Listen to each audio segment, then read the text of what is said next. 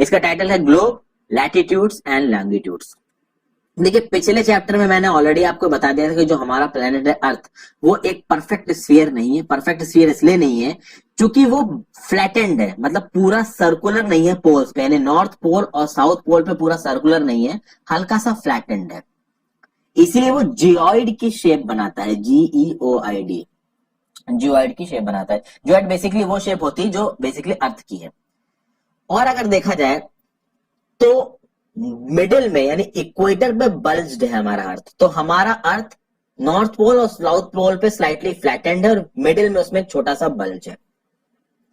तो कैसे लगता है हमारा अर्थ, उसको देखने के लिए सबसे बेस्ट एग्जांपल है friends globe. Globe is the best true miniature form of earth. यहाँ फिगर 2.1 में ये ग्लोब आपको नजर आ रहा है, तो ये बेस्ट फॉर्म है अर्थ को देखने का एक छोटे लेवल पे। देखिए ग्लोब्स बहुत अलग अलग तरीके के आते हैं भाई, बड़े भी आते हैं जो आसानी से कैरी नहीं किए जा सकते, छोटे पॉकेट वाले भी आते हैं, उसको आप कहीं भी लेके जा सकते हैं, और ग्लोब लाइक बैलून्स भी आते हैं जिनको जब आप इन्फ्लेट कर दोगे तो वो ग्लोब बन जाएंगे और फिर आप उनको हवा निकाल के रबर फॉर्म में कहीं पे भी लेके जा सकते हो। अब देखिए फ्रेंड्स यहाँ पे बात करेंगे कि the globe is not fixed, it can be rotated the same way as a top spin और a potter's wheel is rotated. आपको पता है फ्रेंड्स कुम्हार का जो व्हील होता है वो कैसे घूमता है और उसके ऊपर कैसे बर्तन बनते हैं, कभी आपने अगर किसी वीडियो में देखा हो या कहीं देखा हो, तो मतलब ये जो ग्लोब है ना वो फ्रीली घूम सकता है। इस ग्लोब में देखिए यहाँ पे इंडिया नजर आ रहा है, ऊपर चाइना नजर आ रहा है, तो ये ग्लोब फ्री घूम सकता है। किसके अराउंड घूम रहा है, देखिए इस ग्लोब के जस्ट बीच से ये एक्सिस पास करके रखा गया है, तो इस वायर को या फिर आप कह सकते हैं इस प्लास्टिक के हैंडल को इस ग्लोब के अंदर से पास किया गया जिसके अबाउट ये घूम रहा है। ठीक है, तो ये आपको समझना है। तो ग्लोब में जो कंट्रीज, कॉन्टिनेंट्स, ओशंस के जो साइज है वो करेक्ट साइज दिखा रखे। करेक्ट मतलब कंपैरेटिवली करेक्ट दिखा रखे हैं। कंपैरेटिवली करेक्ट का मतलब क्या होता है फ्रेंड्स की इतनी बड़ी दुनिया है, अब इतनी बड़ी दुनिया में जो चीजों का साइज है, अगर आप पूरी दुनिया को छोटा कर दो तो जो उनका कंपैरेटिव साइज होगा उस हिसाब से ग्लोब को बहुत परफेक्ट तरीके से बनाया जाता है। ठीक है, अब देखिए यहां पे बात हो रही है कि अगर आपको अर्थ पे किसी एक पॉइंट की लोकेशन को बताना हो तो आप किसी एक पर्टिकुलर प्लेस की लोकेशन को कैसे बताओगे। तो उस अर्थ के किसी एक प्लेस की पर्टिकुलर लोकेशन को बताने के लिए हमको कुछ रेफरेंसेस चाहिए, कुछ लाइंस चाहिए जो कि प्लेसेस की लोकेशन को बता सके। अभी देखिए यहां पे हमने ग्लोब की एक्सिस को देखा, यहां पे हमने देखा कि needle is fixed through the globe in a tilted manner. अभी मैंने आपको ये दिखाया कि ये नीडल कह लीजिए या फिर एक प्लास्टिक का एक हैंडल सा कह लीजिए जो कि इस ग्लोब के बीच से निकलता है और वो इसकी एक्सिस बनाता है। 2 points on the globe through which this needle passes are north pole और south pole। तो जिस पॉइंट से ऊपर से लेके नीचे तक ये नीडल पास कर रही है तो ऊपर की तरफ हो गया आपका नॉर्थ पोल और नीचे जहां से निकल रही है वो हो गया आपका साउथ पोल। याद रखिएगा फ्रेंड्स ये ज्योग्राफिक नॉर्थ पोल है, ज्योग्राफिक साउथ पोल है, ये मैग्नेटिक नॉर्थ और मैग्नेटिक साउथ नहीं है, ये मैं पहले आपको बता चुका हूं। अब ये जो ग्लोब है वो इस नीडल के अराउंड घुमाया जा सकता है वेस्ट टू ईस्ट, जैसे कि अर्थ घूमता है। तो जैसे अर्थ घूमता है, मान लीजिए ये रहा ग्लोब, तो इस तरह से इसको घुमाया जा सकता है, ऊपर की तरफ से इस डायरेक्शन में, ऊपर की तरफ से इस डायरेक्शन में घुमाइए, तो इसको कह सकते हैं वेस्ट टू ईस्ट ग्लोब को घुमाया जा सकता है। अब यहाँ पे ग्लोब है फ्रेंड्स, तो ग्लोब को फ्रीली घुमाने के लिए उसके बीच से एक नीडल या प्लास्टिक का हैंडल पास करना पड़ा है। अगर आप अर्थ की बात करोगे तो अर्थ में ऐसी कोई नीडल नहीं होती, अर्थ में ऐसा कोई छेद नहीं होता, एक इमेजिनरी एक्सिस होती है और उस इमेजिनरी एक्सिस के अराउंड वो अर्थ घूमता है वेस्ट टू ईस्ट। एक और इमेजिनरी लाइन हमारे ग्लोब को 2 इक्वल भागों में डिवाइड करती है जिसको बोलते हैं इक्वेटर।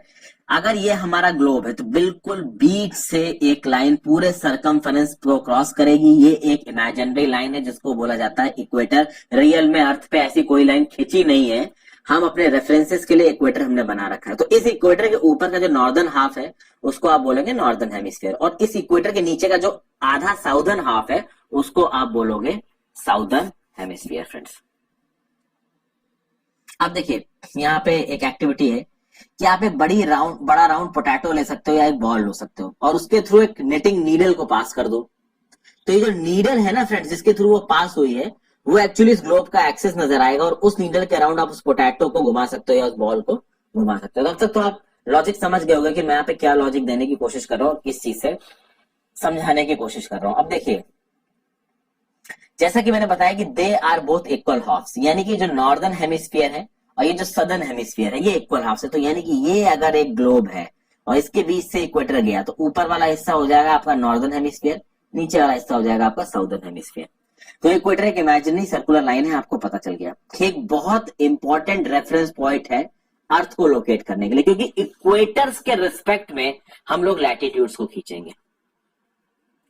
तो इक्वेटर एक ऐसा सर्किल है जो पूरे अर्थ को दो भागों में बांट देता है, नॉर्दर्न हेमिस्फीयर, सदर्न हेमिस्फीयर। अब इस इक्वेटर के पैरेलल अगर आप पृथ्वी के सरकमफेरेंस पे सर्कल खींचते चले जाओ, खासकर पैरेलल सर्कल, तो उनको बोला जाएगा लैटिट्यूड्स। और लैटिट्यूड्स का मेजरमेंट होता है डिग्री में। यहां देखिए, अगर इस अर्थ के बीच से ये इक्वेटर पास हो रहा है तो 20 डिग्री नॉर्थ से ये एक और सर्कल पास हो रहा है, 40 डिग्री नॉर्थ से एक अर्थ का सर्कल पास हो रहा है, 80 डिग्री नॉर्थ पे पूरा सर्कल पास हो रहा है। तो आप बस समझिए, इक्वेटर ये पूरा राउंड मार रहा है इसका। उसी तरीके से जितने भी लैटिट्यूड्स हैं पूरा राउंड मार रहे हैं इसके, समझ गए। तो नॉर्थ पोल पे कौन सा लैटिट्यूड आएगा, ये समझने वाली बात है। तो अब यहां पे इसको मैं आपको कुछ इस तरीके से समझाता हूं। फ्रेंड्स देखिए, आपको यहाँ पे एक स्फीयर इमेजिन करना होगा और मान लीजिए स्फीयर का सेंटर पॉइंट ये है, इस तरीके से आपने जोड़ा है, यहां पे इक्वेटर है। तो इक्वेटर से लेके अब मान लीजिए कि एक सेंट्रलाइज्ड एंगल है, पूरा सर्कल कितने डिग्री का होता है, 360 डिग्री। और इस इक्वेटर से लेके फ्रेंड्स अगर आप इतने पॉइंट खींचो तो ये सरकमफेरेंस का कितना होगा अप्रोक्सीमेटली, ये सरकमफेरेंस का होगा 1/4।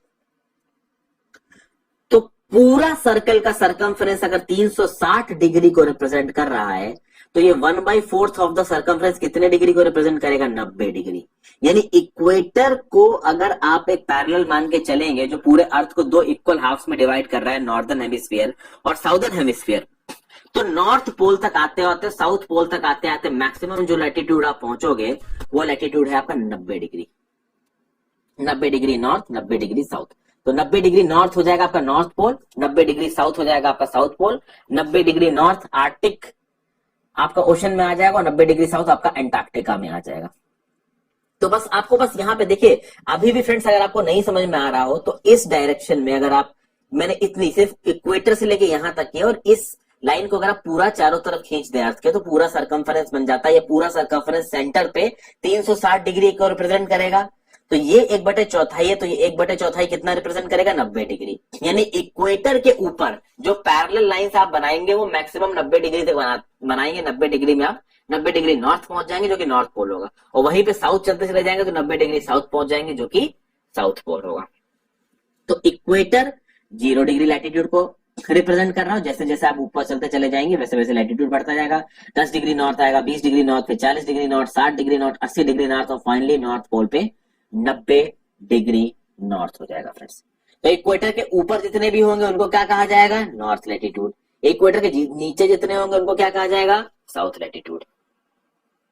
अब यहां पे सिंपल सा फैक्ट है, by measuring the angle of the pole star from your place you can know the latitude of your place. मैंने पोल स्टार के बारे में लास्ट वीडियो में फ्रेंड्स आपसे बात की थी, और एग्जैक्टली पोल स्टार के एंगल को जान के आप अपने प्लेस का लैटिट्यूड कैसे कैलकुलेट करते हो ये भी मैं आपको आगे दिखाऊंगा। वैसे तो मैंने पहले की ज्योग्राफी की वीडियोस में ये आपको समझा रखा है, बट धीरे धीरे बाद में मैं ये चीजें आपको बताऊंगा। फिलहाल के लिए हम लोग कंटिन्यू करते हैं। अब देखिए, लैटिट्यूड कितने भी डिग्री का हो उसके आगे एक लेटर का होना जरूरी है, तो वो लेटर नॉर्थ होगा या लेटर साउथ होगा। तो अगर आप बात करो कि महाराष्ट्र में एक जगह है चंद्रपुर, और यहाँ पे जो मैं चीजें आपको बता रहा हूं फ्रेंड्स, मैं आपको चाहूंगा कि आप गूगल मैप्स में जाके इस चीज को लैटिट्यूड से कंपेयर करने की कोशिश जरूर करेगा। अगर एटलस से कर सकते हो तो एटलस से करिएगा। तो चंद्रपुर नाम की जगह है महाराष्ट्र में, और बेलो हॉरिजॉन्टो नाम की जगह है ब्राजील साउथ अमेरिका में। दोनों 20 डिग्री लैटिट्यूड पे है, लेकिन जो चंद्रपुर महाराष्ट्र है वो 20 डिग्री नॉर्थ लैटिट्यूड पे है, और जो बेलो हॉरिजॉन्टो साउथ अमेरिका ब्राजील में है वो 20 डिग्री साउथ में है। तो इसलिए चंद्रपुर का लैटिट्यूड है 20 डिग्री नॉर्थ, बेलो हॉरिजॉन्टो साउथ अमेरिका का लैटिट्यूड है 20 डिग्री साउथ।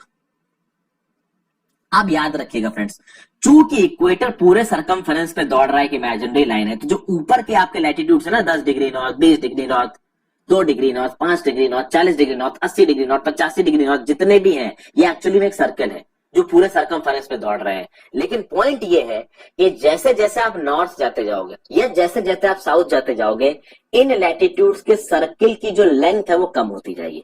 देखिए कैसे, आपको पता है फ्रेंड्स, इक्वेटर बिल्कुल बीच से जा रहा है, तो बिल्कुल बीच से जा रहा है और अर्थ को दो इक्वल भागों में डिवाइड कर रहा है। लेकिन ये जो ऊपर 20 डिग्री नॉर्थ वाला लैटिट्यूड है, ये बिल्कुल बीच से न जाके थोड़ा ऊपर से जा रहा है। तो जो डिस्टेंस ये 20 डिग्री नॉर्थ वाला लैटिट्यूड जितने में होगा वो इक्वेटर से तो कम ही होगा।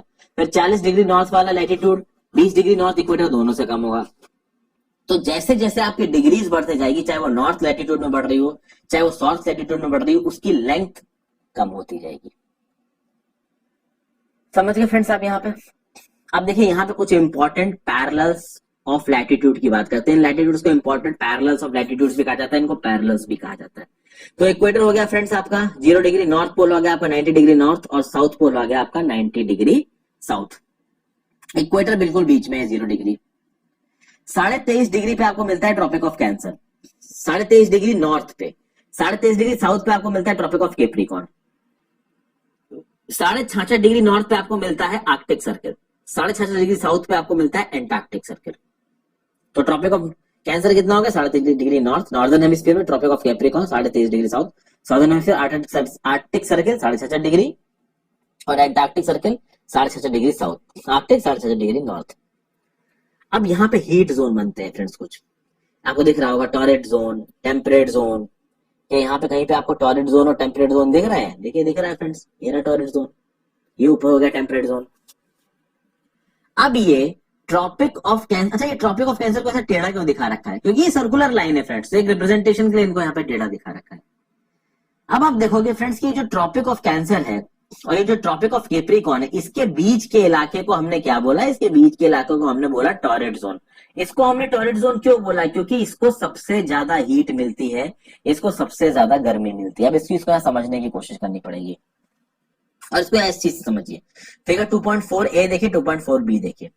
एक पेपर को आपने सीधे पकड़ रखा है, एक सरफेस समझ लीजिए, और उस पर सीधी टॉर्च का फोकस मारना है। तो जो सीधी टॉर्च का फोकस है वो इतने एरिया में पड़ रहा है और ये सरफेस बहुत ब्राइट हो जाएगी यहाँ पे, क्योंकि एक ज्यादा फोकस है स्लाइड का, ज्यादा एनर्जी इतने से एरिया पे पड़ रही है। वहीं पे अगर आप इस सरफेस को टेढ़ा कर दोगे और ऐसे टॉर्च मारोगे तो जो एरिया एक्सपोज्ड है, जो सरफेस एक्सपोज्ड है लाइट को, वो बढ़ जाएगा। तो जो इंटेंसिटी होगी लाइट की वो 2.4b वाले केस में, यानी सेंटर्ड सरफेस वाले केस में कम ब्राइट होगा, लेकिन 2.4a वाले केस में ज्यादा ब्राइट होगा। यही से मैं आपको कुछ चीजों को समझाने की कोशिश करूंगा। देखिए जो सन होता है ना, ये सन पूरे साल मूव करता रहता है फ्रेंड्स। तो सन देखिए किस तरीके से मूव करता है, मैं आपको बताता हूं। सन ट्रॉपिक ऑफ कैंसर और ट्रॉपिक ऑफ कैप्रिकॉर्न के बीच में करता रहेगा। तो मान लीजिए इक्वेटर से शुरू हुआ सन, धीरे धीरे धीरे धीरे ऊपर जाता जाएगा तो ट्रॉपिक ऑफ कैंसर पे आएगा, फिर ट्रॉपिक ऑफ कैंसर से ऊपर ना जाके वापस लौटेगा से, फिर से इक्वेटर पे आएगा, फिर वो ट्रॉपिक ऑफ कैप्रिकॉर्न पे जाएगा, फिर चलेगा, फिर इक्वेटर पे आएगा, फिर ट्रॉपिक ऑफ कैंसर पे जाएगा, फिर वापस आएगा इक्वेटर पे, ट्रॉपिक ऑफ कैप्रिकॉर्न पे जाएगा। तो सन अपेरेंटली मूव करता रहता है। तो सन आप कह सकते हो कि पूरे साल इक्वेटर के डायरेक्ट ऊपर नहीं रहता है, वो धीरे धीरे गर्मी के टाइम पे, गर्मियों में ट्रॉपिक ऑफ कैंसर के ऊपर तक आता है, फिर जैसे जैसे गर्मियां खत्म होने लगती है वो नीचे आने लगता है, इक्वेटर पास करके फिर ट्रॉपिक ऑफ कैप्रिकॉर्न के ऊपर जाता है।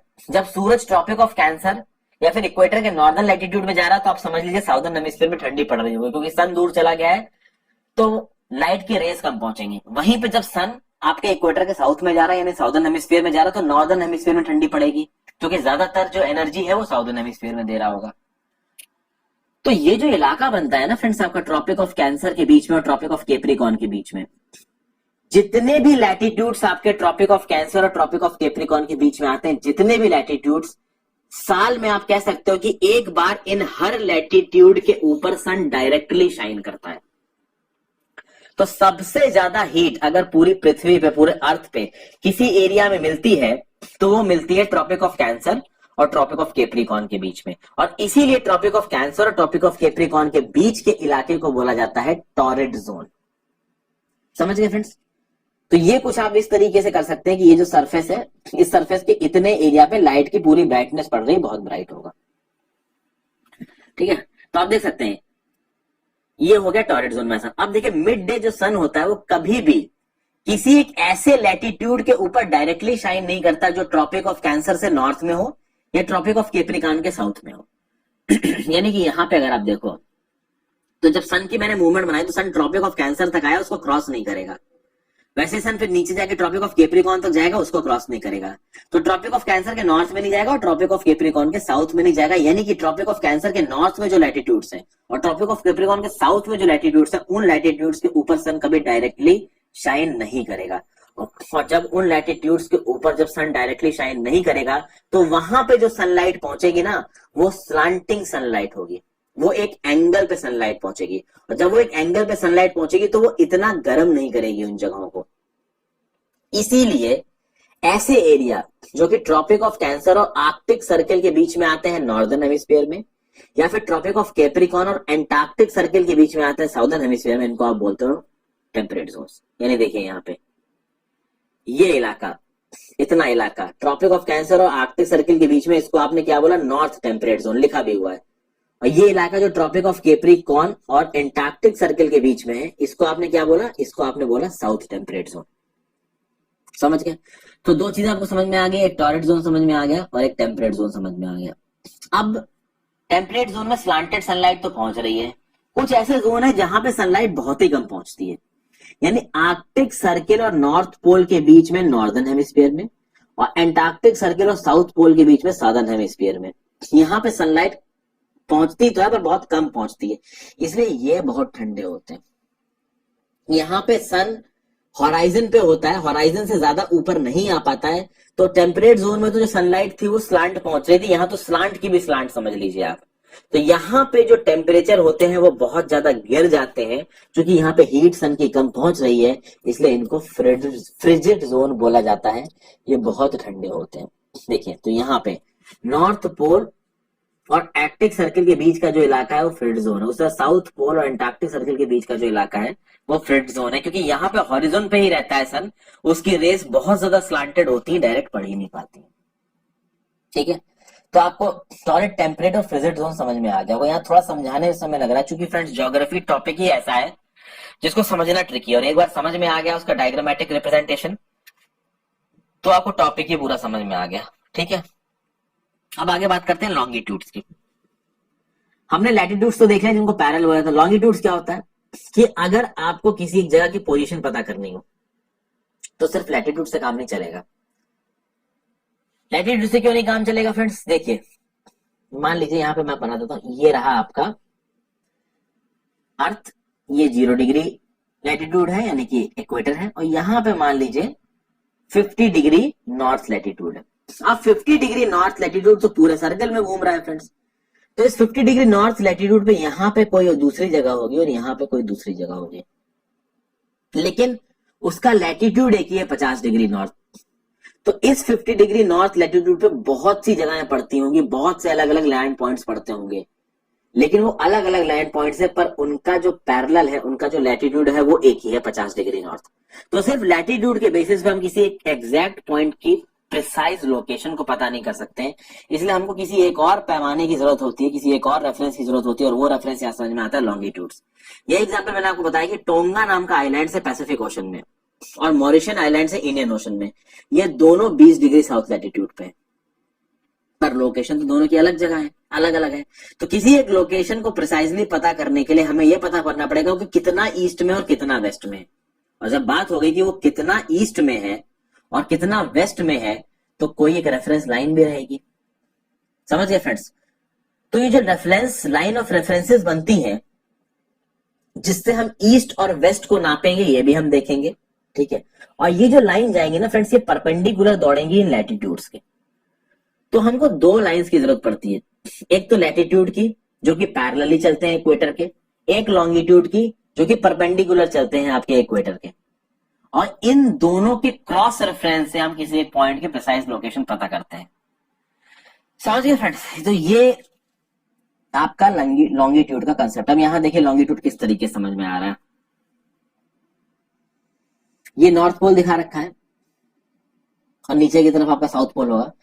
ये देखिए ये 60 डिग्री वेस्ट की लाइन दिखा रखी है, ये रही। ये 30 डिग्री वेस्ट की लाइन दिखा रखी है, ये 0 डिग्री, ये 30 डिग्री ईस्ट की लाइन दिखा रखी है, ये 60 डिग्री ईस्ट की लाइन दिखा रखी है। इसको और समझते हैं। यहां पे डिग्रीज ऑफ लॉन्गिट्यूड का कंसेप्ट आ जाएगा।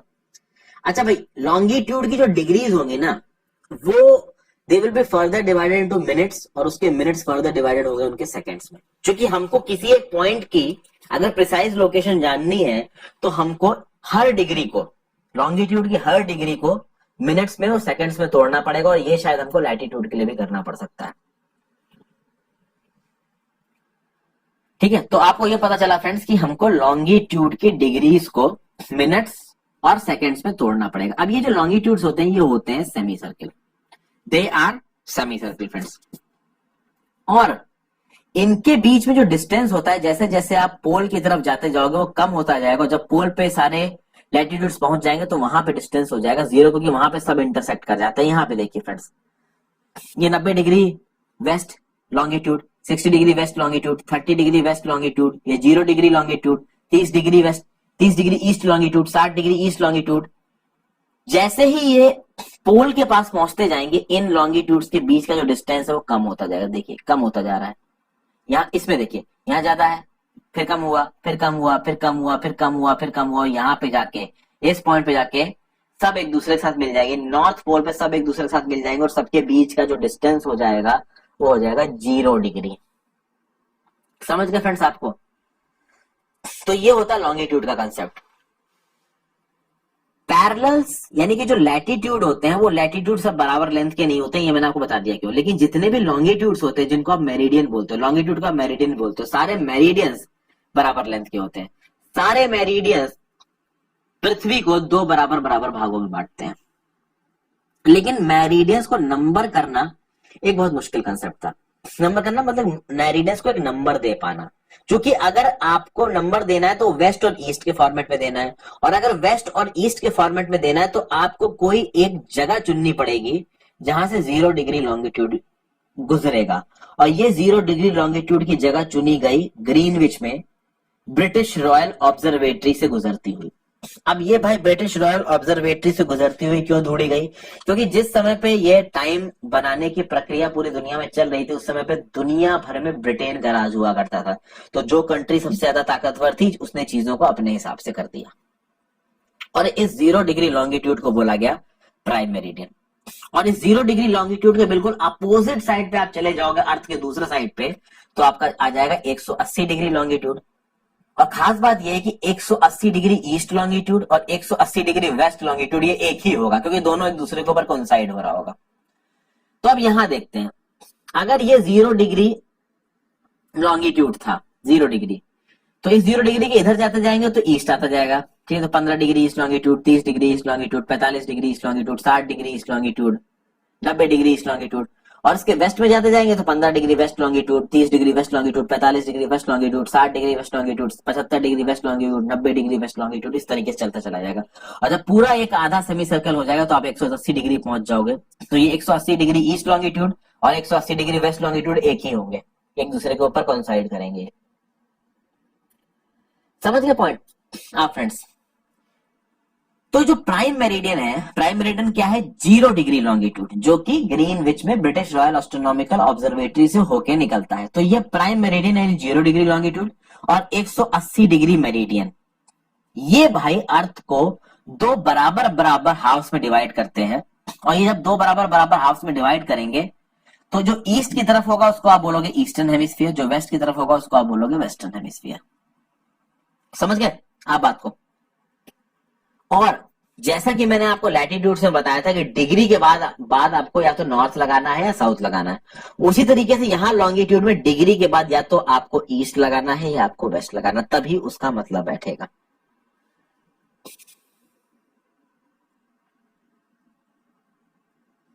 अब यहां देखिए फ्रेंड्स, यहां पे आपको पैरेलल लैटिट्यूड्स और परपेंडिकुलर लॉन्गिट्यूड्स, यानी ये इक्वेटर के तो परपेंडिकुलर ही हो गया ना ये प्राइम मेरिडियन, तो यहां नजर आ रहा है। तो यहाँ पे आपको इक्वेटर नजर आ रहा है, उसके ऊपर का लैटिट्यूड लैटिट्यूड लैटिट्यूड नजर आ रहा है, और लॉन्गिट्यूड भी नजर आ रहा है, और ये दोनों एक दूसरे के साथ इंटरसेक्ट कर रहे हैं। इंटरसेक्ट करने की वजह से फ्रेंड्स एक ग्रिड बन रही है, और उस ग्रिड के अंदर चीजों को आइडेंटिफाई करना मुश्किल नहीं है, आसानी से आइडेंटिफाई किया जा सकता है। तो you can locate any point on the globe very easily now, क्योंकि आपके पास 2 रेफरेंसेज हैं मेजर करने के लिए, एक है लैटिट्यूड और एक है लॉन्गिट्यूड। तो अगर आप धुबरी आसाम की बात करोगे तो Dhubri Assam 26 degree north latitude पे पड़ता है और 90 डिग्री ईस्ट लॉन्गिट्यूड पे पड़ता है। समझ गए आप बात को फ्रेंड्स? और ऑब्वियस सी बात है, जहां पे मान लीजिए कोई एक पॉइंट है यहाँ पे, तो इस पॉइंट से कोई ना कोई लैटिट्यूड पास हो रहा होगा और इस पॉइंट से कोई ना कोई लॉन्गिट्यूड पास हो रहा होगा। तो जो लैटिट्यूड और जो लॉन्गिट्यूड यहां से पास हो रहे होंगे वो इस पॉइंट की प्रिसाइज पिन पॉइंट लोकेशन को आपको बता देंगे। ठीक है, यहाँ पे इसको दिखाने के लिए अभी जो लोग बिल्कुल ही एलिमेंट्री लेवल पे, शुरुआती लेवल पे, हो सकता है उनको ये चीजें समझने में थोड़ी परेशानी होगी। अपने माइंड को थोड़ा ब्रॉड करके एक बार में समझ में आया वेल एंड गुड, नहीं समझ में आ रहा दूसरी बार देखिए, नहीं समझ में आ रहा तीसरी बार देखिए, चौथी बार देखिए। ऐसा नहीं हो सकता फ्रेंड्स, कभी ना कभी ये कंसेप्ट आपको समझ में आ गया। यहाँ पे देखिए क्या किया गया है, इक्वी डिस्टेंस वर्टिकल और हॉरिजॉन्टल लाइंस खींची गई है। जो ये वर्टिकल लाइंस है इनको नाम दिया गया नंबर से 1 2 3 4। जो हॉरिजॉन्टल लाइन उसको ए बी सी डी दिया गया। ये कट कर रही है, ए पॉइंट पे कट कर रही है, सी पॉइंट पे कट कर रही है, ई पॉइंट पे कट कर रही है। समझ गए फ्रेंड्स? तो अब देखिए, अगर आप वर्टिकल लाइंस को ईस्ट लॉन्गिट्यूड मान लेते हो और हॉरिजॉन्टल लाइंस को नॉर्थ लॉन्गिट्यूड मान लेते हो, समझ लो, तो बी डिग्री, अगर आप इस ए पॉइंट की बात करो तो ए क्या हो जाएगा, ए हो जाएगा आपका B degree north 1 degree east. क्योंकि ये वर्टिकल लाइन से इनको आपने ईस्ट लॉन्गिट्यूड्स माने हैं और ये जो हॉरिजॉन्टल लाइन है इनको आपने नॉर्थ लैटिट्यूड्स मांगे हैं। तो ये ए का कोऑर्डिनेट हो जाएगा B degree north 1 degree east. उसी तरीके से सी का कोऑर्डिनेट क्या हो जाएगा इस पॉइंट का, इसका कोऑर्डिनेट हो जाएगा सी डिग्री नॉर्थ 3 डिग्री ईस्ट। समझ गए फ्रेंड्स? तो ये है इसको पता करने का तरीका। और ऑब्वियस सी बात है फ्रेंड्स, जैसा कि मैंने आपको बताया कि 1 डिग्री को आप फर्दर मिनट्स में बांट सकते हो, सेकंड्स में बात कर सकते हो। तो जरूरी नहीं है कि जितने भी लॉन्गिट्यूड्स आपको मिले वो 90 डिग्री ईस्ट हो, कुछ ऐसे ही मिलेंगे आपको 89 डिग्री ईस्ट 10 मिनट्स 34 सेकेंड्स, इस टाइप से करके मिलेंगे। तो प्रिसाइज लोकेशन जानने के लिए उसको फर्दर ब्रेकअप किया गया है यूनिट्स में। यहां देखिए फ्रेंड्स, इस मैप को देखने की कोशिश कीजिए। यहां पे आपको टाइम का हल्का फुल्का अंदाजा दे रखा है। ये ग्रीन विच मीन लाइन की लाइन बीच से खींच रखी है। ठीक है, राइट साइड पे अहेड दिखा रखा है, इसको बिफोर दिखा रखा है। अभी हम इस मैप को थोड़ी देर में देखते हैं फ्रेंड्स, इसके आगे की थ्योरी देख लें, लेकिन और फिर इस मैप को मैं आपको समझाता हूँ। ये मैप को समझना बहुत जरूरी है, तब आपको चीज समझ में आएगी। देखिए, लॉन्गिट्यूड एंड टाइम की बात करते हैं। तो जैसा कि मैंने बताया, the best means of measuring time is the movement of the earth, moon और प्लैनेट्स। तो भाई टाइम को मेजर करने का सबसे अच्छा तरीका क्या था, खासकर एंशिएंट टाइम्स में, कि भाई अर्थ की, मून की और प्लैनेट्स की मूवमेंट को आप मॉनिटर करिए। तो आपको पता है कि भैया सन रोज सुबह उदय होता है और रोज शाम को डूबता है। तो इसीलिए सन सबसे बेस्ट तरीका है किसी भी जगह की टाइम को जानने का। Local time can be record by the shadow cast by the sun. जिस समय पे सन की शैडो सबसे छोटी होगी उस समय दिन के नून हो रहा होगा, यानी दिन के 12 बज रहे होंगे। जिस समय पे सन की शैडो सबसे छोटी होगी उस समय नून हो रहा होगा, दिन के 12 बज रहे होंगे। और जिस समय पे सन की शैडो सबसे लंबी होगी उस समय पे सनराइज हो रहा होगा या सनसेट होगा। कुछ इस तरीके से समझिए फ्रेंड्स, कि मान लीजिए कोई एक चीज है, आप बिल्कुल इसके ऊपर से टॉर्च मारते हो तो एक शैडो बनेगी, और आप अगर इधर से टॉर्च मारते हो तो एक शैडो बनेगी। तो इससे जो शैडो बनेगी वो बहुत छोटी होगी, लेकिन इधर से जब टॉर्च मारोगे ना, इससे जो शैडो बनेगी वो बहुत लंबी होगी। यही सन का कंसेप्ट है। जब सन बिल्कुल ओवरहेड ऊपर है तो शैडो बहुत कम बनेगी, और जब सन बिल्कुल स्लैंट पोजीशन में तो शैडो बड़ी बनेगी। ठीक है, अब देखिए, prime meridian of Greenwich has the sun at the highest point in the sky, all the places along this meridian will have midday और नून। कहने का मतलब ये है कि मान लीजिए ये रही आपकी पृथ्वी और ये गया आपका 0 डिग्री लॉन्गिट्यूड, यानी कि प्राइम मेरिडियन। तो अब आप ये कह लीजिए कि इस 0 डिग्री पे मान लीजिए इस जगह पे सूरज चमक रहा है दिन में, तो इस जगह पे भी सूरज चमकेगा, उस जगह पे भी सूरज चमकेगा, इस जगह पे सूरज चमकेगा। यानी कि आप कह सकते हो फ्रेंड्स कि एक लॉन्गिट्यूड पे अगर सन बिल्कुल उसके ऊपर है तो किसी एक जगह पे अगर 12 बज रहे हैं तो बाकी हर जगह पे 12 ही बज रहे होंगे। यानी कि 0 डिग्री लॉन्गिट्यूड पे अगर सन ऊपर शाइन कर रहा है 12 बजे दिन पे किसी भी एक पॉइंट पे, तो उस लॉन्गिट्यूड के अलोंग हर पॉइंट पे 12 ही बजे होंगे दिन के। समझ गए? और यहां पे फ्रेंड्स ध्यान रखिए, 0 डिग्री लॉन्गिट्यूड और पीछे का 180 डिग्री लॉन्गिट्यूड, ये दोनों अलग अलग हैं। एक लॉन्गिट्यूड एक तरीके का सेमी सर्कल बना रहा है, एक लॉन्गिट्यूड एक तरीके का सेमी सर्कल बना रहा है, यानी 0 डिग्री आधा सर्कल पूरा करेगा और उसके पीछे का जो 180 डिग्री है वो पूरा सर्कल पूरा करेगा। लेकिन टाइम के पर्सपेक्टिव में आप 0 डिग्री लॉन्गिट्यूड और 180 डिग्री लॉन्गिट्यूड को अलग अलग लोगे, एक ही नहीं लोगे। इसको इक्वेटर से या फिर लैटिट्यूड से कंफ्यूज मत करिएगा। अब यहां जो मैंने ये बात बोली है ना फ्रेंड्स, ये आपकी कंसेप्चुअल क्लैरिटी में क्लैरिफाई करेगी। जिसके जिसके भी कंसेप्ट अब तक क्लियर होंगे उसको समझ में आ रही होगी, और नहीं समझ में आ रही तो बार बार इस वीडियो को सुनिए, देख के समझने की कोशिश करिए। मैं एक एक लाइन जो बोल रहा हूं ना वो आपकी समझ में आ जाएगी। अब देखिए फ्रेंड्स, यहाँ पे कुछ थ्योरी है, इस थ्योरी को मैं आपके सामने पढ़ देता हूँ और उसके बाद जो पीछे डायग्रामेटिक रिप्रेजेंटेशन था ना उसपे मैं उस थ्योरी को प्रूव भी करूंगा आपके सामने। अर्थ आपका वेस्ट से ईस्ट रोटेट कर रहा है, यानी अगर ये अर्थ है तो ऊपर की डायरेक्शन से देखा जाए तो ऐसे मूव कर रहा है, ऐसे, ठीक है। तो भाई जो प्लेसेस ग्रीनविच से ईस्ट में है वो ग्रीनविच से टाइम में आगे होंगे, और जो प्लेसेस ग्रीनविच से वेस्ट में है वो ग्रीनविच से टाइम में पीछे होंगे। आपको पता है फ्रेंड्स कि 24 घंटे में, इन 24 आवर्स, अर्थ अपनी एक्सिस पे पूरा एक बार घूम जाता है, यानी पूरा एक बार रोटेट कर जाता है। रेवोल्यूशन में सन के चारों तरफ 1 साल लगता है, 365 दिन, लेकिन अपनी एक्सिस पे घूमने में उसको लगता है 24 घंटा। और जब वो पूरा एक बार घूम जाएगा तो कितना डिस्टेंस कवर करेगा? यहाँ पे एंगुलर डिस्टेंस की बात हो रही है, लीनियर डिस्टेंस की नहीं। तो एंगुलर डिस्टेंस कवर करेगा 360 डिग्री। तो 24 घंटे में अपनी एक्सिस के अराउंड घूम के सन एंगुलर डिस्टेंस कवर कर रहा है 360 डिग्री। तो 1 घंटे में कितना कवर करेगा? 360 बाई 24, 15 डिग्री। तो पर आवर 15 डिग्री लॉन्गिट्यूड का डिस्टेंस कवर करेगा सन। तो मान लीजिए ग्रीनविच में जहां पे 0 डिग्री लॉन्गिट्यूड हो रखा है वहां पे दिन के 12 बज रहे हैं, 0 डिग्री लॉन्गिट्यूड हो रहा है वहां पे दिन के 12 बज रहे हैं। तो अगर आप 15 डिग्री ईस्ट चले जाएं, यानी कि इसके 15 डिग्री ईस्ट यहां पे आ जाए, तो अगर इस 0 डिग्री पे दिन के 12 बज रहे हैं तो यहाँ कितना बज रहा होगा? यहाँ पे दिन के 1 बज रहे होंगे, 1 PM हो रहा होगा। तो वहीं पे 0 डिग्री लॉन्गिट्यूड के वेस्ट में आ जाएं आप, 15 डिग्री वेस्ट में, तो यहाँ पे टाइम कितना हो रहा होगा? यहाँ पे 11 बज रहे होंगे सुबह के। तो सुबह के 11, दिन के 12 और फिर इधर 1। यानी जब आप ईस्ट की तरफ जाओगे तो ईस्ट की तरफ जो टाइम होगा वो आपकी प्राइम मेरिडियन से ज्यादा होगा। ज्यादा क्यों होगा? क्योंकि पता है फ्रेंड्स कि सूरज जो है ना वो ईस्ट में निकलता है, इसीलिए जापान को बोला जाता है लैंड ऑफ राइजिंग सन। तो जो चीजें ईस्ट में है वहां पे टाइम आगे होगा, और जैसे जैसे पीछे की चीजें उसके पास आती जाएंगी टाइम उस हिसाब से एडजस्ट होता चला जाएगा।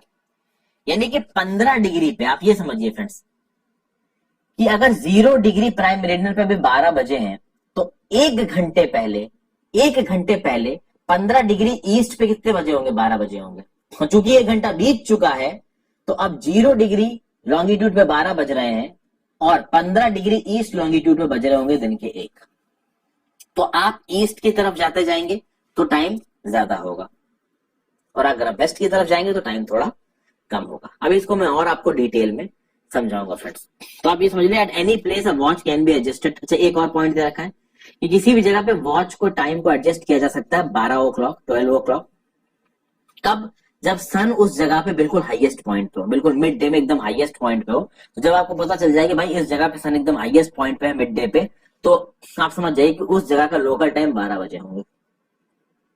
ठीक है friends, and you can see all that places on the given meridian of longitude have the same local time. यानी एक लॉन्गिट्यूड पे जितनी भी जगह होंगी सबका एक ही समय हो रहा होगा। अब यहाँ पे हम कुछ इंपॉर्टेंट चीजें मैं आपको बताने की कोशिश करता हूँ। यहाँ देखिए,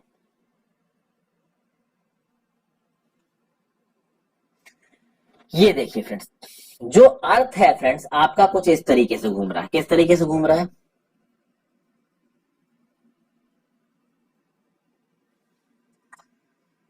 ऊपर की तरफ से कुछ ऐसा जा रहा है, मतलब इस तरीके से घूम रहा है आपका अर्थ। ठीक है, अब लैंड ऑफ राइजिंग सन है, ईस्ट में आपका सूर्य का उदय होगा। तो ईस्ट में आपका सूर्य का उदय होगा। अब यहां पे देखिए फ्रेंड्स, ग्रीनविच को 0 डिग्री पे दिखा रखा है, ये 0 डिग्री है या टाइम भी 0 है। इंडिया में देखिए, इंडिया प्लस 5.5 दिखा रहा है, चाइना +8 दिखा रहा है। यहाँ पे रशिया में देखिए कितने टाइम जोन है फ्रेंड्स, +3, +4, +5, +6, +7, +8, +9, +10, +11, +12, 11 टाइम जोन है रशिया में। ठीक है, आप समझ लीजिए कि रशिया के अलग अलग जगह पे जो लोग रहते होंगे वो जब एक जगह से दूसरी जगह जाते होंगे अपना टाइम एडजस्ट करते रहते होंगे, बहरहाल वो अलग बात है। अब यहाँ पे प्राइम मेरिडियन 0 पे है और यहाँ पे +5.5 दिखा रहा है। +5.5 क्यों दिखा रहा है? ये 0 डिग्री लॉन्गिट्यूड है प्राइम मेरिडियन। इंडिया का लॉन्गिट्यूड कितना है फ्रेंड्स, पता है आपको? 82.5 डिग्री, 82.5 डिग्री मान लीजिए। आपको मैंने बताया है कि 15 डिग्री में 1 घंटा होता है, ठीक है? अभी बताया ना आपको 360 डिग्री डिवाइड बाई 24, तो 15 डिग्री में 1 घंटा, तो 22.5 डिग्री में कितने घंटे होंगे? 15 से डिवाइड कर दीजिए, 5.5 घंटे। तो अगर प्राइम मेरिडियन 0 डिग्री लॉन्गिट्यूड पे है और इंडिया का जो लॉन्गिट्यूड है वो 82.5 डिग्री ईस्ट है, 82.5 डिग्री ईस्ट यानी 82.30 डिग्री ईस्ट है अगर, तो आप समझ जाइए कि इंडिया प्राइम मेरिडियन से 5.5 घंटे आगे है। यानी कि इस जगह पे ग्रीनविच में, जो कि लंदन को क्रॉस करते हुए निकलती है, अगर मान लीजिए इंडिया में टाइम हो रहा है, अगर मान लीजिए इंडिया में टाइम हो रहा है शाम के 7:30, जस्ट इमेजिन कि इंडिया में टाइम हो रहा है शाम के 7:30, तो इस समय पे लंदन में यानी कि इस 0 डिग्री लॉन्गिट्यूड पे कितना टाइम हो रहा होगा? ऑब्वियस सी बात है, यहाँ पे टाइम हो रहा होगा दिन के 2। अगर यहाँ पे 7:30 हो रहे हैं इंडिया में, तो यहाँ पे दिन पे 2 हो रहा होगा, क्योंकि हम 5.5 घंटे आगे हैं। अब आप समझिए क्यों।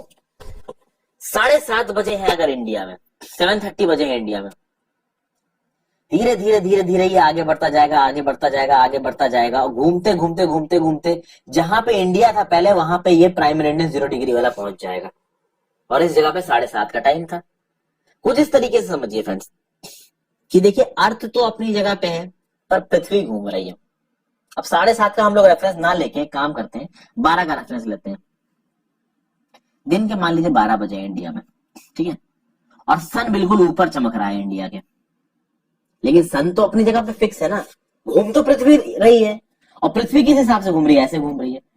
तो सन मान लीजिए इसके ऊपर था इंडिया के 12 बजे, सन तो यहीं पे रहेगा, लेकिन पृथ्वी घूम के आगे निकल जाएगी, पृथ्वी घूम के आगे निकल जाएगी, और इस 12 बजे वाली जगह पे पहुंचने पे इस प्राइम मेरिडियन को कितना समय लगेगा? 5.5 घंटे, क्योंकि ये हमसे 5.5 घंटे पीछे है।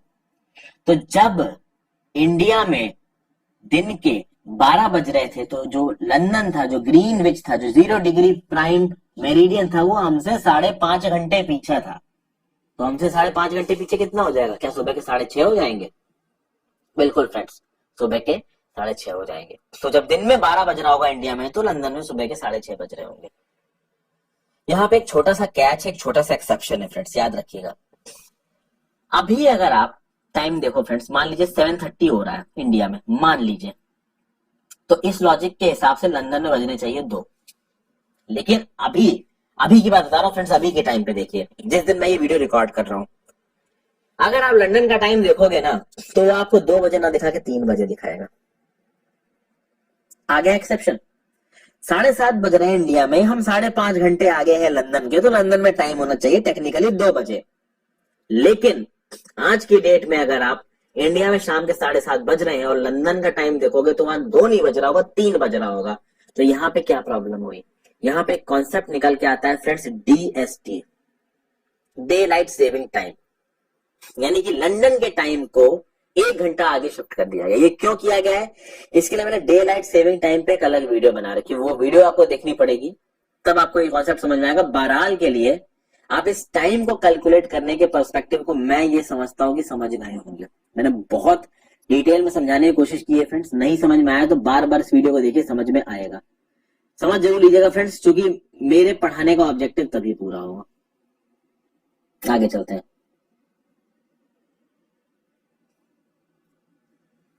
अब इंडिया में भाई स्टैंडर्ड टाइम कैसे लिया जाता है, ये समझना है हमको।